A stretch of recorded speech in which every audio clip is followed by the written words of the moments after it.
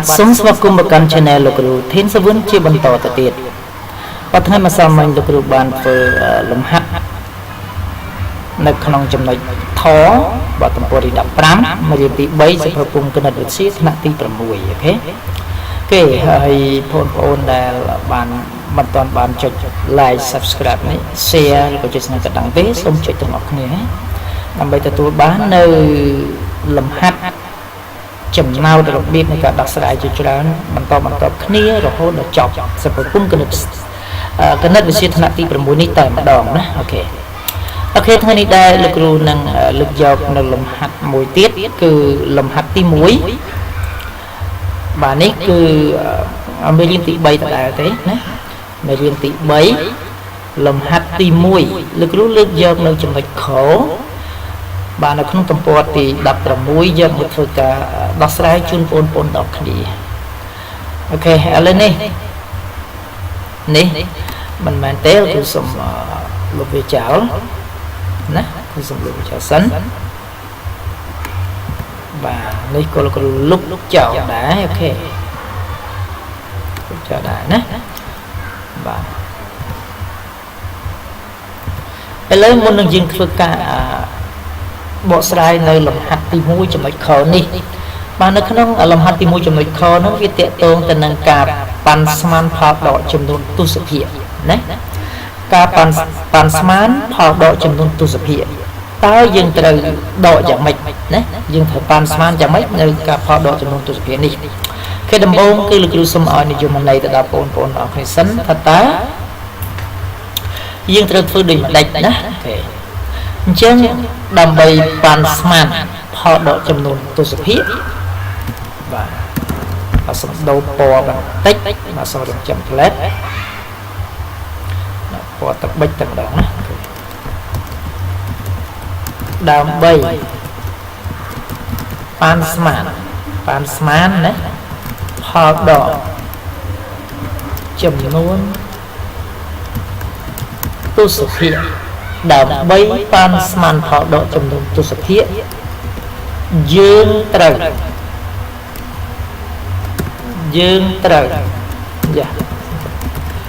ហើយយើងត្រូវបាទត្រូវថ្មីត្រូវអីគេ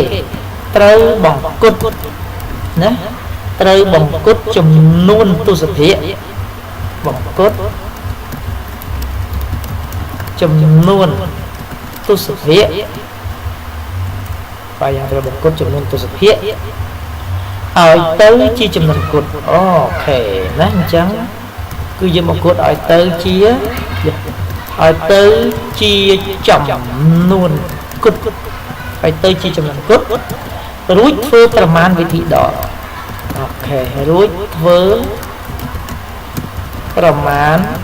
វិធីដកតែម្ដងអូខេនេះគឺនិយមន័យវាមានប៉ុណ្ណឹងការប៉ាន់ស្មានផលដកចំនួនទស្សភាគគឺមាននិយមន័យខ្លីប៉ុណ្ណេះឯងណាអូខេប៉ុណ្ណេះអូខេអញ្ចឹងសូមបងប្អូនអរគ្នាតាមបន្តទៅទៀតអូខេឥឡូវនេះលោកគ្រូនឹងធ្វើការដោះស្រាយនៅលំហាត់ទី1ចំណុចខនេះតែម្ដងណាអូខេសូមបងប្អូនតាមដានទាំងអស់គ្នាពីដើមរហូតដល់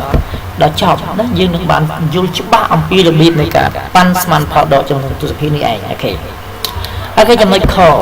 បាទគ្រូសូមសរសេរលំហាត់ចូលចំណុចខគឺ 58.305 ណា 58.305 បាទ 58.305 ដកប្រមាណដក 32.910 ដក 32.910 អូខេអញ្ចឹងតើវាស្មើប្រមាណប្រហែលប្រមាណណាការពិតគឺវាប្រហែលមិនស្មើទេគឺវាប្រហែលតើប្រហែលប៉ុន្មានណាតែសញ្ញាប្រហែលខ្ញុំមិនដឹងថាកន្លែងណាចាសញ្ញាប្រហែលហើយវាដាក់ស្មើចោលណាអូខេអញ្ចឹងដំបូងគេឲ្យយើងធ្វើម៉េចគឺគេឲ្យយើងបង្គុតចំនួនទស្សភាគនឹងឯងដូច្នេះតើបងប្អូនទាំងអស់គ្នាត្រូវចាំថាដើម្បីបង្គុតចំនួនទស្សភាគតើយើងត្រូវបង្គុតយ៉ាងដូចម្ដេច ណាឥឡូវលោកគ្រូសូមរំលឹកបន្តិចក្រៃលោកប្អូនផ្លិចហើយនឹងចងចាំឡើងវិញនៅពេលដែលប្អូនបានមើលលំហាត់នេះនៅពេលដែលប្អូនបានមើលលំហាត់ដែលលោកគ្រូបានធ្វើនេះណាអូខេឥឡូវនេះយើងមានតួទី1គឺ 58.305 អញ្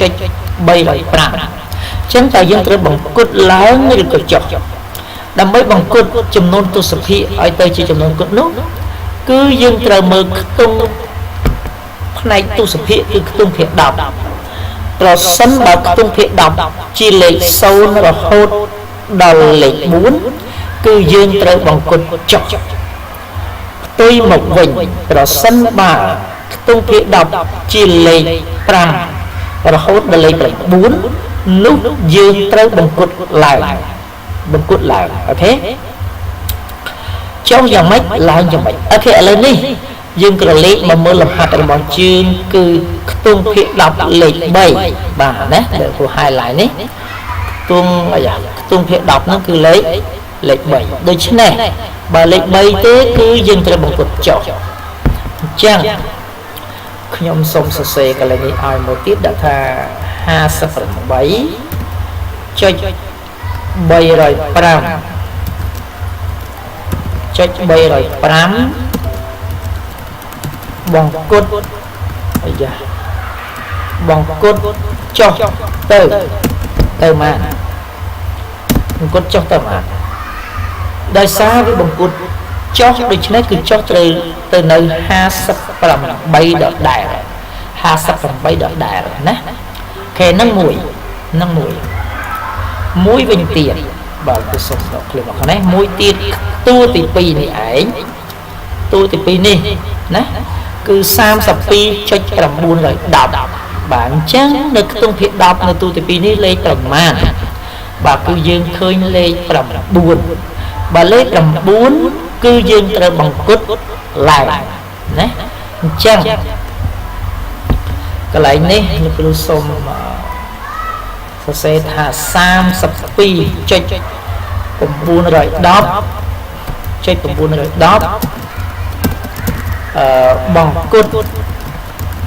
ឡើងទៅបើឡើងទៅប្រមាណបាទនេះអានេះប្រមាណ32ចឹងឡើងទៅជាប្រមាណឡើងទៅជា33នេះឡើងមួយមកបាន33ណាអូខេចឹងឡើងទៅ33ដូច្នេះលេខដែលយើងត្រូវដកនេះនៅពេលដែលយើងបង្គុតទៅជាចំនួនគុតហើយនេះណារួចធ្វើប្រមាណវិធីដកអញ្ចឹងយើងយកណាដកយើងយក58ទៅដកជាមួយនឹង33ណាយក58ទៅដកជាមួយនឹង33អូខេឥឡូវលោកគ្រូសូមធ្វើប្រមាណវិធីតែម្ដងបាទលោកគ្រូដាក់ប្រមាណវិធីកន្លែងនេះគឺសូមសរសេរដាក់ថាប្រមាណវិធីអូខេប្រមាណវិធីបាទអូខេអញ្ចឹងបានលេខបាន58ដកនឹងបានបាទដក33បាទសរសេរវាឲ្យត្រូវចំតាមខ្ទង់អញ្ចឹងណាអូខេឥឡូវនេះគឺសូមគូសបន្ទាត់ពីក្រោមសិនដើម្បីធ្វើការដកឲ្យបងដើម្បីធ្វើការដកណាគូសបន្ទាត់ពីក្រោមសិនដើម្បីធ្វើការដកវាតែម្ដងអូខេលើគឺសំដាក់បន្ទាត់នេះក្រាស់បន្តិចងាយស្រួលបងប្អូនអរគុណទស្សនាអូធំមែនតើណាអូខេធំចាស់អត់ដែរទេឥឡូវនេះយើងយក58បាទ58ដកជាមួយនឹង33ដល់ពេលដែលយើងដកទៅគឺឃើញចម្លើយវាតែម្ដងឃើញចម្លើយតែម្ដងណាអូខេឥឡូវ8ដក3ស្មើប៉ុន្មាន8ដក3គឺស្មើ5អញ្ចឹងគូសរសេរលេខ5ឲ្យ1ណាអូខេមួយទៀត5ដកជាមួយ3ស្មើប៉ុន្មាន5ដក3ស្មើ2អូខេស្មើ2ណាស្មើ2 yes អូខេអញ្ចឹងចំនេះចំទីតាំងរបស់វាចម្លើយរបស់វាគឺស្មើនឹង25នឹងឯងណាចម្លើយរបស់វាគឺស្មើនឹង25នឹងឯងអូខេបាទដូច្នេះនេះគឺជាវិធីក្នុងការប៉ាន់ស្មានផលដកចំនួនទស្សភាគណាគេចម្លើយនៅក្នុងលំហាត់ទី1ចំណុចខនេះគឺឃើញ25ចម្លើយគឺឃើញ25អូខេ បើចម្លើយគឺឃើញ25ណាឃើញ25អូខេឥឡូវនេះលោកគ្រូបានធ្វើដោះស្រាយនៅលំហាត់ខនេះចាប់សពគ្រប់រួចរាល់អស់ហើយបើសិនបងប្អូនតាមមិនតាន់ឬក៏មិនតាន់យល់ច្បាស់ត្រង់ចំណុចណាមួយនោះបងអូនក៏អាចចូលទៅក្នុង YouTube វាឈ្មោះលោកគ្រូថេនសាវឿននោះបងអូននឹងបានឃើញរូបនេះដែលជាឈ្មោះ Channel YouTube របស់លោកគ្រូហើយបងអូនចុចទៅលើរូបហ្នឹងទៅបងអូននឹងបានឃើញវីដេអូជាច្រើនហើយបងអូនចូលទៅក្នុង comment បងអូននឹងទៅសេមកថាតើបងអូនចង់ឲ្យគ្រូធ្វើលំហាត់ទីប្រមាណចំណោទទីប្រមាណទំព័រណាមេរៀនទីប្រមាណណាហើយកុំភ្លេចបើសិនជាឆ្ងល់អីនោះសូមបងអូនសួរកុំខ្លាចណាសួរមកឬក៏តាមរយៈទូរស័ព្ទលោកគ្រូខាងលើនេះក៏បានដែរមាន2ខ្សែនេះ016 949 057និងប្រព័ន្ធ cell card 017 483 457ណាអូខេដូច្នេះសូមបងប្អូនអរគ្នាទស្សនាឲ្យបានចប់ពីដើមតាំងពីដើមទីរហូតដល់ចប់មកហើយកុំភ្លេចណាមុននឹងចាក់ចេញសូមចុចសញ្ញាកណ្ដឹងចុច like ចុច subscribe